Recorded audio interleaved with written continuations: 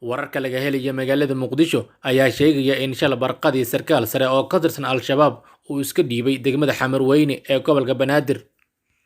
Xogta laga helaya magaalada Muqdisho ayaa sheegaya in sarkaalkan uu u tegay ciidamo boolis ah oo saldhig ku leh agagaarka xabsiga dhexe, kadibna uu u sheegay inuu yahay Al-Shabaab baxsad ah.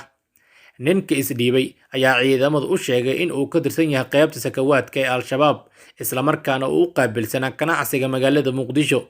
Sidoo kale waxa uu sheegay inuu markamid noqday kooxda Al-Shabaab u qaabilsan in ganacsatada magaalada Muqdisho canshuurta laga soo aruuriyo.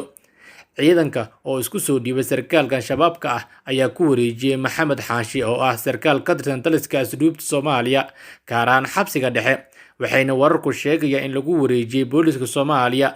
Mas'uuliyiinta amniga ayaa sheegay in ninkan uu u yimid isagoo dalbanaya in la badbaadiyo dadkana laga badbaadiyo, kadib markii uu sheegay in loo soo diray howlgal laga fulin doono magaalada Muqdisho. Mas'uuliyiinta amniga ayaa ka gaabsaday in ay faahfaahin buuxda ka bixiyaan sarkaalka isku soo dhiibay, hase yeeshee waxay wararku sheegayaan in uu ahaa qof ay dowladdu doondoonaysa dhowrkii sano ee lasoo dhaafay. Dhegeystayaal, halka aad kala socotaan warbixinta waa page-ka aan ku leenahay YouTube-ka oo ah Saadam Group Official.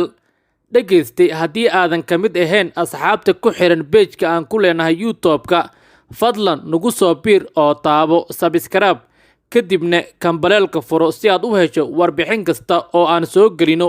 Mahadsanidin.